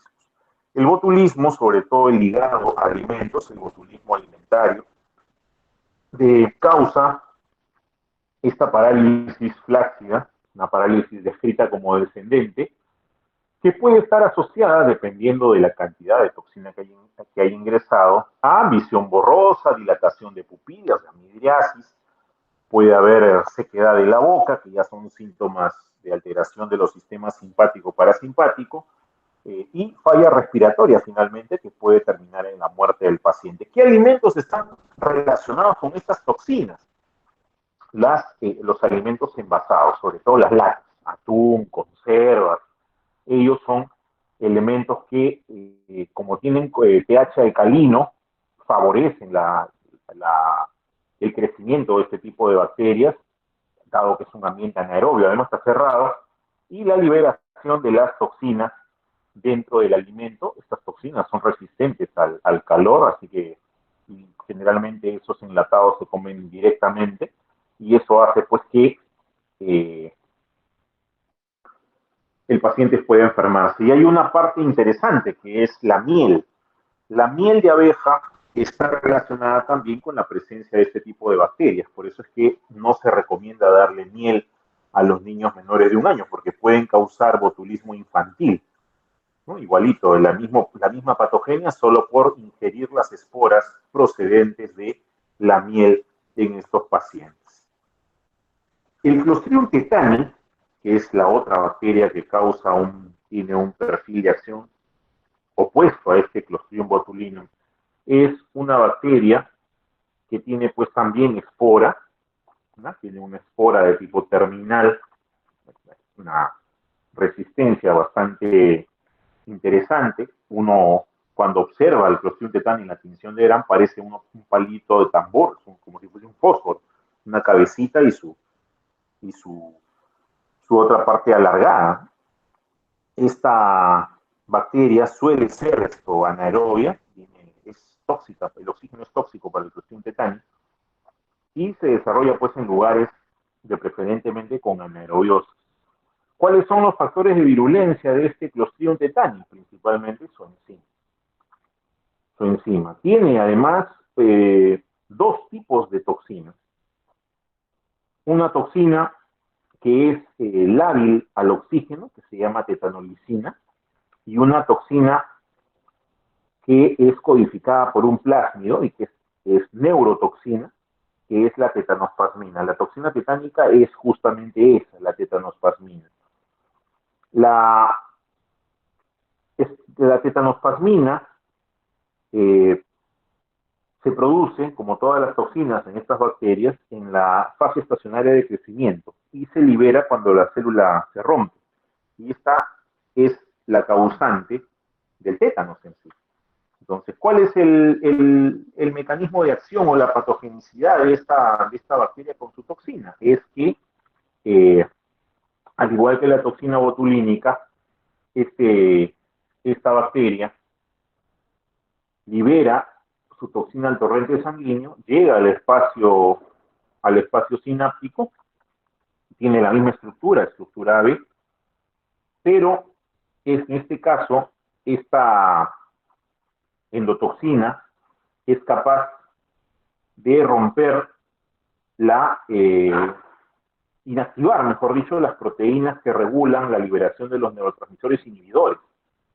O sea, el ácido gamma aminobutírico, que es el GABA, y la glicina. Por lo tanto, le quitan la regulación a la excitación sináptica. O sea, se liberó la acetilcolina, se produjo la contracción, se debe liberar ahora los neurotransmisores inhibidores para que se recapte la acetilcolina. En este caso se bloquea la toxina tetánica, como ven en la figura, en el lado derecho, se bloquea la liberación de neurotransmisores inhibidores, por lo tanto, no se produce la relajación muscular. Entonces hay una parálisis, pero en este caso es espástica. ¿Cuál es el problema? Que la unión de la toxina hacia los neurotransmisores inhibidores es irreversible. Por lo tanto, para que se recupere ese paciente hay que esperar la formación de nuevos terminales axonales. Entonces, eso es lo bravo de este tipo de enfermedad. Clostridium tetani, igual que los otros clostridios, son ubicuos. Se encuentran en suelo fértil, pueden colonizar de manera transitoria el aparato digestivo de muchos animales, sobre todo las aves de corral, incluido el ser humano, ¿no? Pueden estar en nosotros también como microbiota transitoria. La enfermedad o las enfermedades asociadas, bueno, ahí es el tétanos, pues, ¿no? Con la triada clásica, el tétanos con su trismus, o sea, ese espasmo severo en la mandíbula, en el macetero, la risa sardónica, que hay una paciente tiene una especie de risa, pero es por la contracción de los músculos faciales, y el opistótonos, que es el espasmo simultáneo de todos los músculos de la espalda, que hacen que el paciente se arquee, tal como ven en la figura. Esa es la figura clásica de tétanos, ¿no? Hay un tétanos materno que está asociado con la gestación, un tétanos neonatal, cuando se infecta el cordón umbilical, pues es importante la atención con esterilidad. Y la otra enzima, la enzima la tetanolicina, la otra enzima del Clostridium tetani, se relaciona pues sobre todo con liberación de algunos, y destrucción, mejor dicho, de algunos tipos celulares. No tiene mucha importancia la tetanolicina, pero se menciona porque es parte de sus factores de virulencia. El Clostridium perfringens, que es otro clostridio. El Clostridium perfringens es una bacteria que casi no forma esporas. Puede, pero casi no las tiene. Es una bacteria además que crece rápido en los medios de cultivo y laboratorio. Se asocia mucho a una colonización asintomática, pero puede producir muchas enfermedades, como vamos a ver a continuación. Esta es una bacteria que produce muchas toxinas y toxinas destructivas. Dentro de sus factores de virulencia justamente destaca la presencia de las toxinas. Tiene varias, como ustedes ven. Está la toxina alfa, beta, epsilon, tau, son enumeradas de acuerdo a las letras griegas. El primer grupo, las 4 primeras, son las toxinas mayores o principales. La alfa-toxina, que es la toxina más importante, es una toxina de tipo lecitinasa, o sea, es una fosfolipasa C. Por lo tanto, puede lisar hematíes, plaquetas, leucocitos, células endoteliales. Esta toxina provoca hemólisis masiva, además de aumento de la permeabilidad vascular y de hemorragia. Produce destrucción tisular, produce toxicidad hepática, disfunción miocárdica. ¿No? Es la mayor cantidad de toxina que produce enfermedad. La toxina beta, por otro lado, beta-toxina, es una toxina que causa destrucción de mucosa con formación de lesiones necróticas, puede causar también parálisis intestinal, o sea, ileoparalítico. Está también la toxina epsilon, que es la que sigue, que es una toxina activada por la tripsina, aumenta la permeabilidad vascular del tubo digestivo. Está la toxina iota, que es la que sigue, la letra Y, la iota, que es la toxina con actividad necrosante, es una toxina que aumenta también la permeabilidad vascular. Adicionalmente, este Clostridium perfringens produce enterotoxinas. Las enterotoxinas son prácticamente enzimas que van a destruir la pared intestinal y en algunos casos pueden comportarse como un superantígeno, o sea, desencadenando un problema inflamatorio bastante severo. Los factores de virulencia asociados de esta bacteria para la producción de su patogenicidad descansan entonces en la producción de las toxinas. De todas ellas, de todas las mencionadas, es la toxina de tipo A, la alfa, la responsable de la mayor parte de infecciones en el humano. Y las infecciones, sobre todo, tienen que ver pues, con tejidos blandos en muchos de los casos. Esos tejidos blandos que pueden, además, complicarse con la gangrena. Esta es una bacteria que causa gangrena, el Clostridium perfringens, junto con el Clostridium septicum, que es otra especie, pero se puede considerar como agente causal de mionecrosis o gangrena gaseosa al Clostridium perfringens y lo hace por destrucción tisular. El Clostridium difficile, que ya lo habíamos tocado cuando hablamos de la microbiota, es un patobionte, o sea, habita la microbiota sin producir daño hasta que la microbiota normal disminuye y este se aprovecha y prolifera, y a partir de ahí, con los factores de virulencia que tiene, que están sobre todo de la mano de las adhesinas, de algunas enzimas proteolíticas y de sus toxinas, como la enterotoxina y la citotoxina, son capaces pues de producir daño en el intestino. De hecho, la enfermedad que producen se desencadena por un desequilibrio, una disbiosis que existe en el tracto intestinal y que se agrava con el consumo de antibióticos. De hecho, la enfermedad que causa asociada se llama colitis pseudomembranosa. Esta imagen que ustedes ven a la izquierda representa una colonoscopía y esas manchas de color amarillo, mucoide que se ven, son justamente pseudomembranas, no son otra cosa que pus. Pus formada por la muerte de los neutrófilos y macrófagos y la muerte de estas bacterias como parches encima de la mucosa colónica. Entonces, esa colitis pseudomembranosa es la forma más grave de enfermedad de Clostridium difficile, generalmente asociada a el consumo de antibióticos de manera prolongada. Esta colitis pseudomembranosa tiene pues presentación con diarrea profusa, fiebre, dolor abdominal, y que mejora mucho con la mejoría de la microbiota de tipo normal, o sea, la asociación de probióticos e inclusive el trasplante fecal del que habíamos hablado en una de las primeras clases. Las corinebacterias, que es otro género bacteriano, donde destaca la presencia de Corynebacterium diphtheriae, son también bacilos grampositivos. Estas corinebacterias se caracterizan por presentar una forma irregular, parecen como si fuesen unos chipotes, unas porras, ¿no? Como por el abultamiento que tienen en la parte extrema. Se presentan sobre todo teniendo algunos ácidos micólicos de cadena corta, una especie bastante característica. Es un bacilo pleomorfo que tiene su factor de patogenidad principal es su toxina, la toxina difterica, que se puede encontrar dentro de su composición. Además posee algunas adhesinas, como toda bacteria, que se unen sobre todo a residuos de ácido siálico, dada la patogenicidad en tracto respiratorio. Esta bacteria posee también algunas enzimas como la neuraminidasa, pero su toxina es la principal, y esa toxina es la que ejerce la acción patógena. La toxina de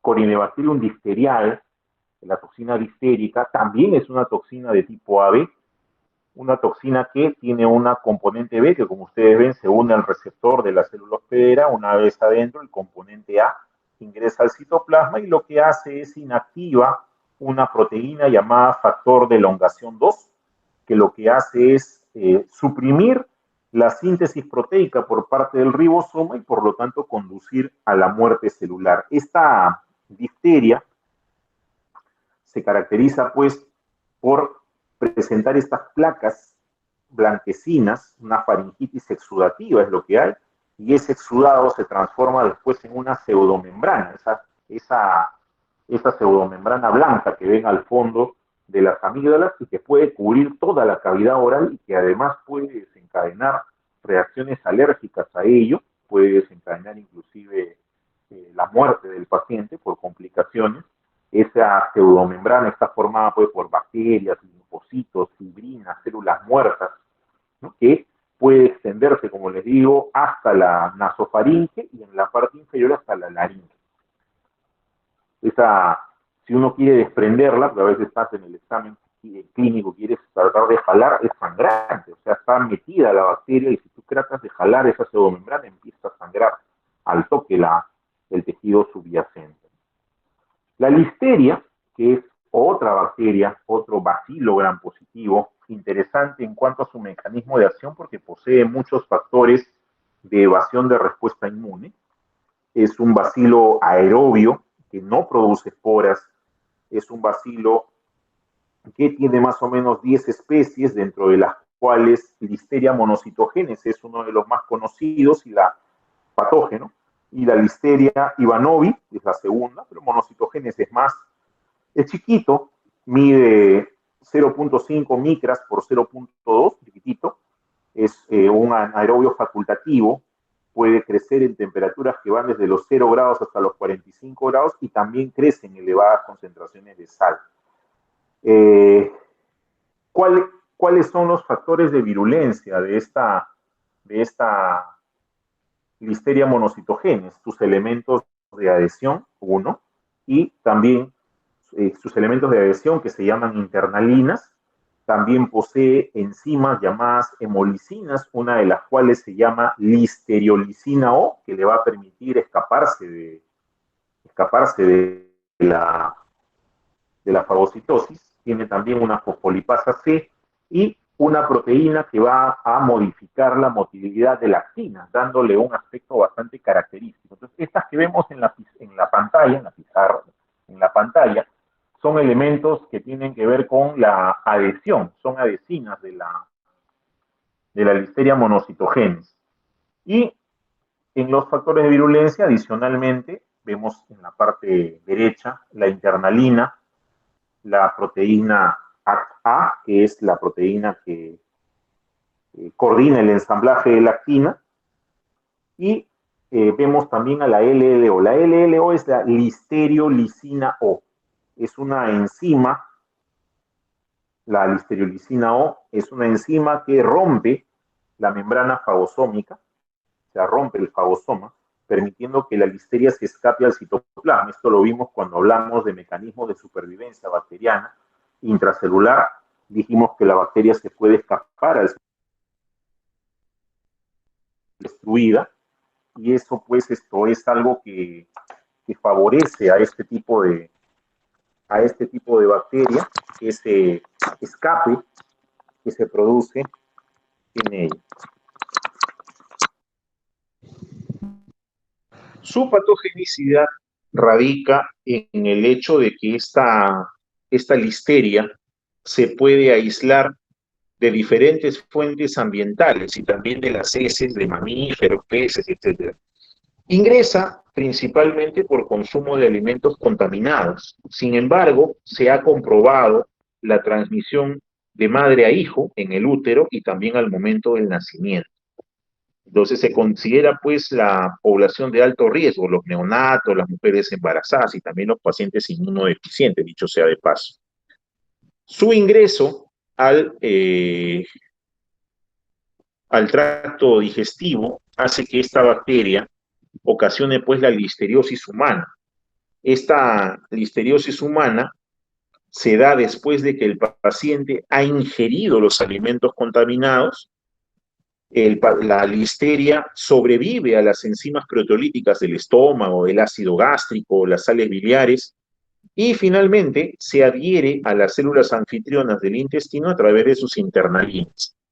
Se hace fagocitar y una vez adentro, puede ser en los enterocitos o en las células M, en las placas de Peyer, una vez dentro del fagosoma se escapa, rompe el fagosoma y se escapa al citosol. Y una vez en el citosol, activa la proteína ACT-A para poder escaparse, como ustedes ven, como si se formase en la figura como de la izquierda, como si se formase una colita, dice locomoción basada en actina, bueno, manipula el citoplasma para poder invadir de célula a célula, algo que veremos la semana siguiente que hace también la Escherichia coli entero invasivo. Entonces, sus enfermedades están relacionadas pues con el consumo de alimentos en principio, invade el intestino delgado, pasa a la sangre, pasa por el hígado y por el vaso y luego se disemina a través de bacteriemias. Si el paciente es inmunodeficiente, imagínense que el paciente fuese inmunodeficiente, si fuese inmunodeficiente, este paciente puede llegar a hacer shock y falla orgánica y morir. Pero si es una gestante, pues la listeria tiene tropismo placentario. Si está en los primeros meses de gestación, conduce al aborto. Si está en el segundo o tercer trimestre, pasa la barrera hematoencefálica y produce pues complicaciones en el feto. Puede producir también meningitis, tiene tropismo cerebral y puede producir también colonización en el miocardio y también en el hueso. Otros géneros que vamos a ver, uno de ellos es el Erysipelotrix. Erysipelotrix o Erysipelotrix también le dicen, es una bacteria gram positiva, un bacilo gram positivo, que tiene distribución universal sobre todo en animales domésticos. Está asociada mucho a los chanchitos, a los cerditos. Erysipelotrix, su principal especie es el Rusopatiae, se llama Erysipelotrix rusopatiae, creo que se ve, no, se ve aquí ahí sí está, en la parte del cuadrito inferior dice organismo, debajito dice E. rusopatiae, ya esa es la especie de la que estamos hablando. Tiene adhesinas, las bacterias, es un bacilo gram positivo, por lo tanto tiene polisacáridos capsulares interesantes también, y se puede decir pues que se puede recuperar o se encuentra mucho en los cerdos y en los pavos. Esta bacteria, al contraerse, al contaminarse, invade el tejido, sobre todo el tejido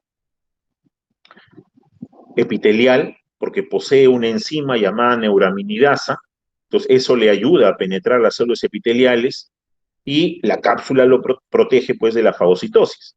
Entonces, en nosotros, en el humano, la enfermedad es una enfermedad cutánea localizada, una enfermedad de piel, erisipela, que es una enfermedad de la piel, con eritema, edema, dolor asociado, etcétera. Y en el caso de los pacientes inmunodeprimidos puede relacionarse a una septicemia y a una endocarditis. Ahí vemos cuáles son esas enfermedades asociadas. Ahí está erisipelotrix, invasión de piel principalmente, pero también puede haber septicemia, endocarditis, y en caso de pacientes inmunodeprimidos es sobre todo asociado a enfermedades ocupacionales, o sea, aquellos pacientes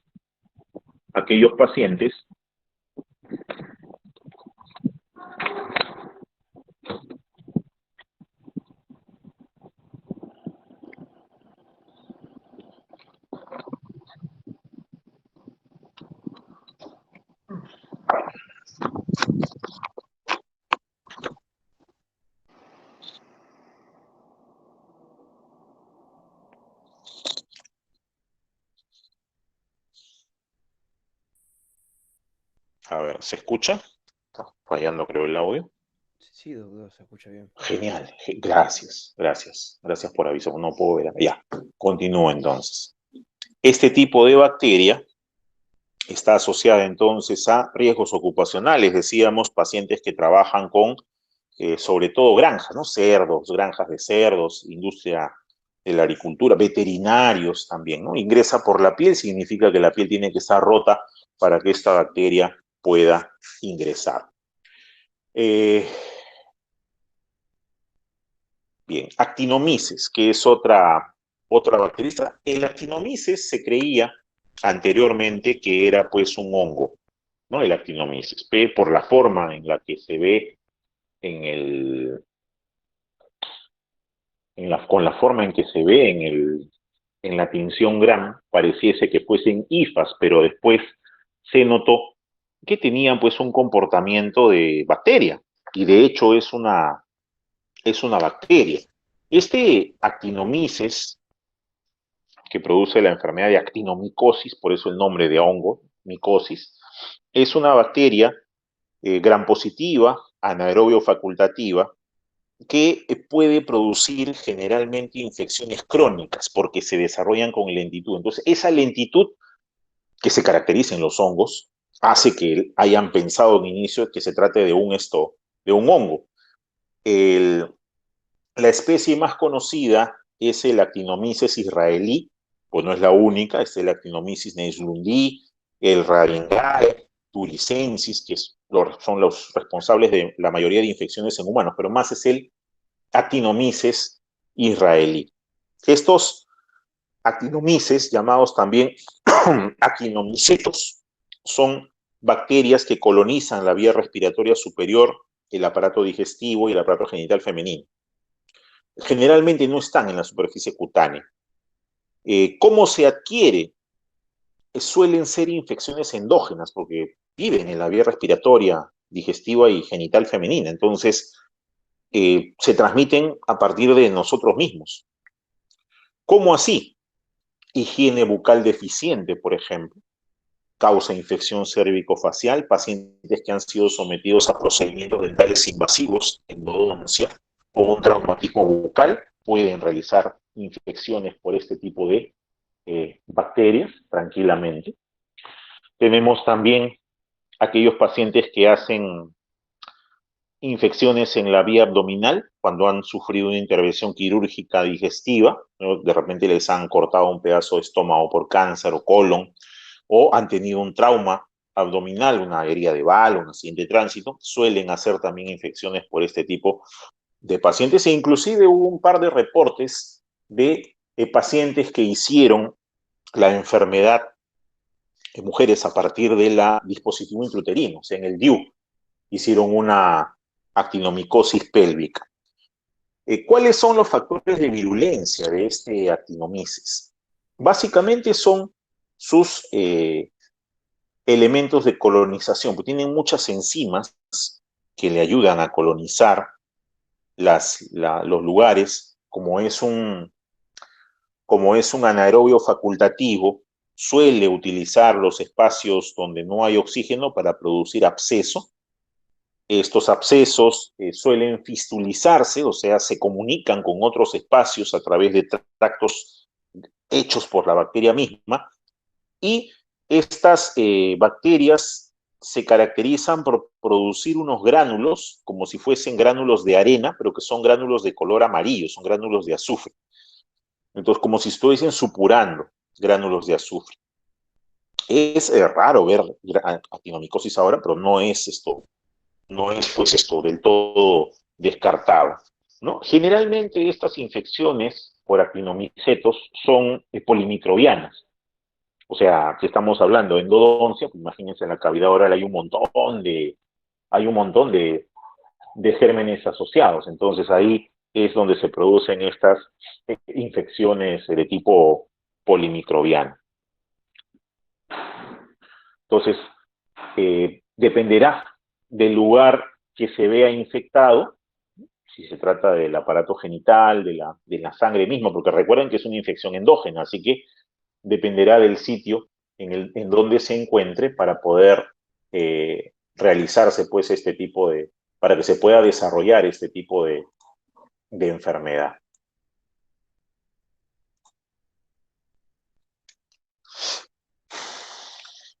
El tiempo, yo sí nos alcanza, nos faltan 3 bacterias, tranquilos nomás. Ya con el grupo que viene inicio un poquito más tarde, pero no hay problema. Nocardia, siguiente bacteria. La nocardia es una bacteria también de tipo atípico. La nocardia es una bacteria, un bacilo aerobio estricto, que también crece en forma ramificada, o sea, también se pensaba que era un honguito, justamente por la forma de crecimiento. Sin embargo, esta nocardia tiene una pared celular gram positiva y tiene estructuras propias de bacterias. Tiene ácidos grasos ramificados en su superficie, se relaciona mucho con las micobacterias por la estructura, entonces parece mucho a la micobacteria. Tiene un componente que se llama ácido tubérculo esteárico, ¿ya? Que le da una característica de alcohol ácido resistente, por eso es que en la tinción de Nielsen se ve también nocardia, y presenta dentro de sus factores de virulencia vamos a ver acá, ahí están los polímeros de ácido micólico que les decía, relacionados con virulencia, y presenta también el factor cordón, o core factor, que es un factor de virulencia que facilita la supervivencia intracelular de esta bacteria. Las especies de nocardia son capaces de crecer en varios medios de laboratorio. Son patógenos que dentro de su composición pueden pues neutralizar los agentes oxidantes, pueden también prevenir la fusión del fagosoma con el lisosoma, pueden prevenir la acidificación del fagosoma para evitar ser destruidos, y eso es parte de su mecanismo de acción en cuanto a su virulencia. En cuanto a su patogenicidad, la nocardiosis es asociada mucho con el evitar su eliminación por la fagocitosis, o sea, promover la fagocitosis ineficaz. Cuando nosotros entramos en contacto con los fagocitos, inmediatamente, con las nocardias, inmediatamente se activa la actividad oxidativa, o sea, la generación de metabolitos tóxicos de oxígeno, vale decir el superóxido, el peróxido de hidrógeno, pero ellas se protegen de estos metabolitos utilizando la catalasa, que ya vimos que tenía que ver con la expresión en algunas bacterias como el estafilococo, y también pueden producir superóxido dismutasa, que es otra enzima que rompe al anión superóxido. Entonces, esto les facilita a las nocardias sobrevivir y replicarse en los macrófagos. Además, el core factor o factor cordón evita pues la fusión de fagosoma al lisosoma, evita la acidificación y demás. Estas infecciones por nocardia, a diferencia de la actinomices, que era endógeno, son exógenas. significa que la nocardia no forma parte normalmente de la microbiota humana. Sin embargo, es un microbio de presencia ubicua, vale decir, lo puedo encontrar en el suelo, sobre todo cuando hay materia orgánica, y los pacientes inmunodeprimidos es el gran grupo de afectados. Es una bacteria que está asociada con inmunodeficiencia. Ahora, ¿qué tipo de enfermedad causa? Las enfermedades asociadas son variadas y que tienen que ver sobre todo con infecciones broncopulmonares, causan enfermedades cavitarias, igualito que la tuberculosis, causan enfermedades primarias cutáneas tipo micetoma, las fotos que ustedes ven ahí son infecciones cutáneas tipo micetomas, por eso se pensó mucho en clasificarlo con los hongos, y también pueden diseminarse al sistema nervioso central causando abscesos cerebrales y inclusive pueden llegar a desarrollar granulomas, úlceras, comprometer los ganglios linfáticos. Finalmente vamos a ver un coco gram negativo. Los cocos gram negativos, cocos tienen la forma esférica, pero gram negativos porque poseen pues la doble membrana, ¿verdad? Poseen la pared celular, perdón, la membrana celular, poseen la pared celular delgada, pocas capas, el espacio periplásmico y finalmente la membrana externa. Y de esos cocos gram negativos, patógenos humanos, destaca la presencia de uno que se llama Neisseria. La Neisseria o las Neisserias son diplococos, se presentan de preferencia como diplococos gram negativos. Hay varios tipos de Neisserias, algunos, hay varias especies me refiero, algunas forman parte de la microbiota, la Neisseria sicca y otras más, pero estas dos que ven ustedes en la pantalla son Neisserias patógenas, la meningitis y la gonorrea. Entonces son estas dos Neisserias las que nos interesan para efectos de la clase. Las Neisserias, entonces, pueden encontrarse, como hemos dicho, que pueden encontrarse como microbiotas, sobre todo en las regiones de las mucosas anogenitales y también en la mucosa nasal. Veamos qué pasa con la Neisseria gonorreae. Y esto lo vamos a ver en una de las prácticas también cuando hablemos de gonorrea. La imagen señala una serie de células fagocíticas, específicamente neutrófilos, que contienen unos elementos en su interior, en el citoplasma. Y cuando uno hace el acercamiento, como pasa con la figura de la derecha, ve diplococos gram negativos ubicados dentro de ellos. Esos diplococos gram negativos intracelulares, presentes en una muestra de secreción uretral, nos habla pues de Neisseria gonorreae, definitivamente. La Neisseria gonorreae posee varios mecanismos de virulencia, varios factores de virulencia, perdón, o mecanismos de patogenicidad asociados. Este es un diplococo que tiene en su membrana externa varios antígenos. Están los pili, están las proteínas POR, las proteínas OPA, las proteínas RMP, están también los receptores de transferrina, lactoferrina, hemoglobina, que hemos visto que funcionan como elementos que secuestran el hierro, elementos quelantes de hierro, que los hemos llamado sideróforos. Tienen también el lipoligosacárido, que funciona como endotoxina, este es un gram negativo, así que tiene su lipoligosacárido, y es capaz de producir beta-lactamasa, que es una enzima que rompe el anillo beta-lactámico de los antibióticos beta-lactámicos, penicilina y familia. La Neisseria gonorreae tiene como único hospedador al humano. Hay portadores asintomáticos, sobre todo mujeres, y la transmisión se da pues fundamentalmente por contacto sexual. ¿Qué es lo que causa? Gonorrea, esa es la enfermedad, ¿verdad? ¿Cuál es su factor de virulencia para causar gonorrea? Primero, la adhesión, la adherencia al epitelio urogenital, utilizando sus proteínas OPA, sus pili, que son pili de tipo 4, internalizándose y desencadenando un componente inflamatorio importante, porque acuden bastantes neutrófilos. De hecho, la enfermedad de gonorrea se conoce como, o sea, el síndrome es el síndrome de descarga uretral.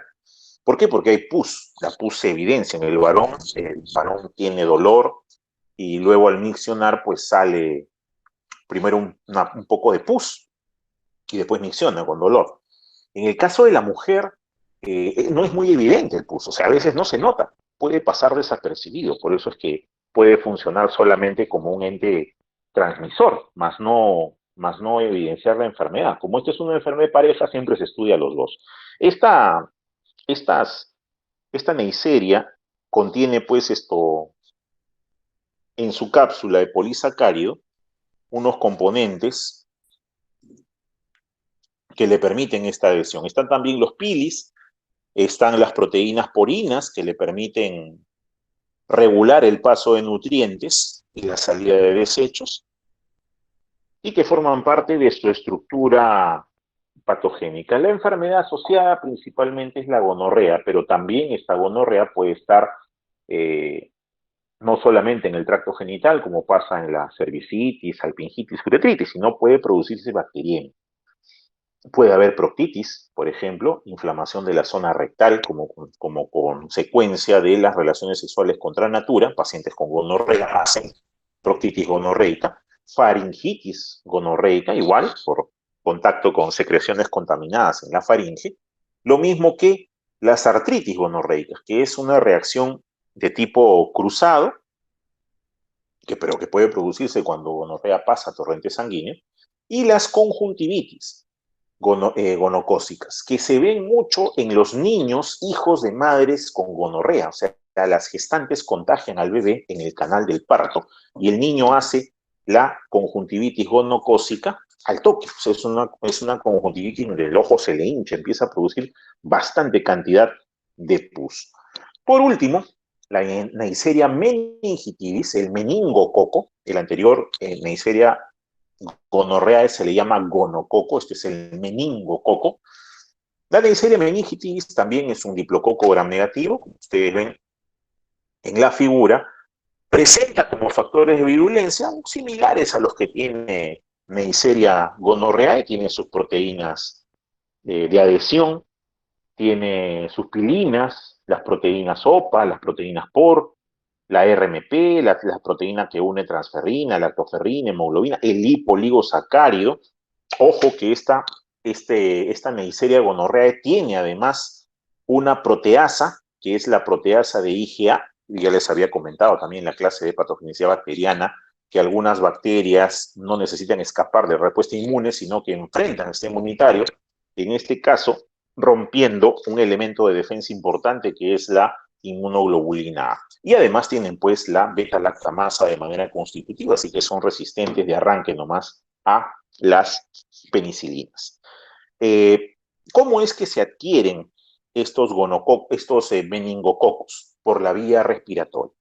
Su patogenicidad empieza al ser inhalados, porque se ha descrito muchos casos de población de tipo transitorio del meningococo en la fosa nasal. O sea, hay un porcentaje de pacientes, más o menos 10-15%, que tienen al meningococo en su fosa nasal de forma, como parte de microbiota transitoria. Pero ¿cómo no les produce enfermedad? Porque depende mucho de si expresan o no expresan los factores de virulencia. No siempre lo expresan las bacterias, a veces lo tienen escondido, sobre todo si tienen plásmidos. A veces hay cepas que no tienen el plásmido, por lo tanto no tienen cómo expresar los factores de virulencia, pero pueden adquirirlos a partir de una infección que se presente en ese momento o de algún mecanismo de transmisión horizontal. Pero cuando lo expresan, esta bacteria inmediatamente invade el epitelio, tiene sus adhesinas que se unen a los residuos de ácido ciálico del sistema respiratorio, en el epitelio respiratorio, y luego logran pasar, evadiendo la fagocitosis además, al torrente sanguíneo. Y una vez que pasan al torrente sanguíneo, son capaces de llegar hasta el mismo sistema nervioso central, porque pasan la barrera hematoencefálica. Y al pasar la barrera hematoencefálica, pues causan la meningitis conocida. Este meningococo, esta Neisseria meningitidis, es conocida también por presentar un cuadro llamado meningococcemia. La meningococcemia tiene que ver con la presencia del meningococo en la sangre y hay pues sepsis asociada.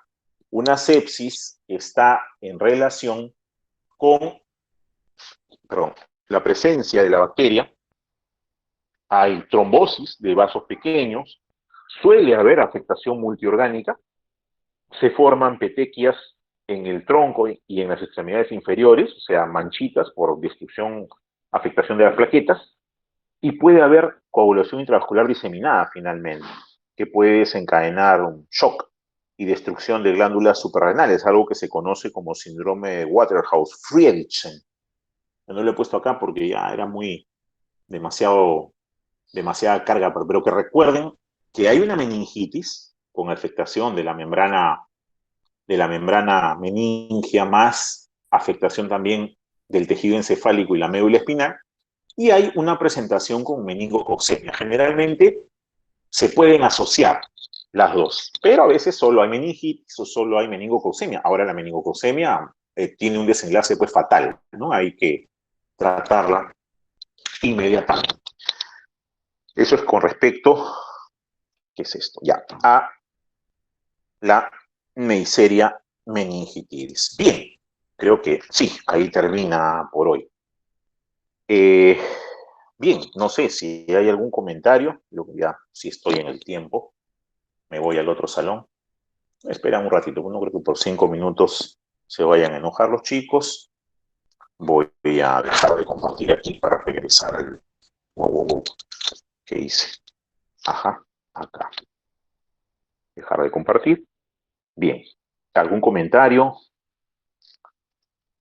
Espero que les haya gustado la clase, chicos. Le he hecho lo más resumida posible, sin obviar partes importantes que tienen que recordar y que las he mencionado. En líneas generales hemos descrito la acción de cada patógeno y sus principales factores de virulencia. Así que creo que tienen un material interesante para poder revisar después y luego estudiarlo, ¿no? Ah, no se olviden, ya se fue Araceli, ahí está. Y no se olviden, chicos, los que faltan entregarme los informes. Creo que en la tarde han estado mandando. Yo voy a revisarlo ahora para poder cuadrar las notas.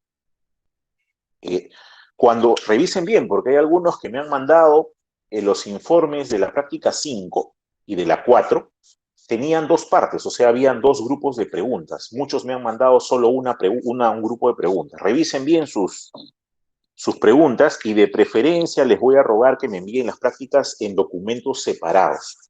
No importa en el mismo correo, pero en documentos separados para facilitar la revisión. Ojo que yo no lo borro, lo archivo en una carpeta especial del correo institucional por si hay que revisar después. Entonces, ha habido algunas personas que me han enviado el mismo archivo y eso a veces ha ocasionado dificultades en cuanto a la revisión. Bien, si no hay ningún comentario adicional, me voy al otro grupo. Por favor, alguien que culmine la grabación, les voy a agradecer. Ya está, doctor.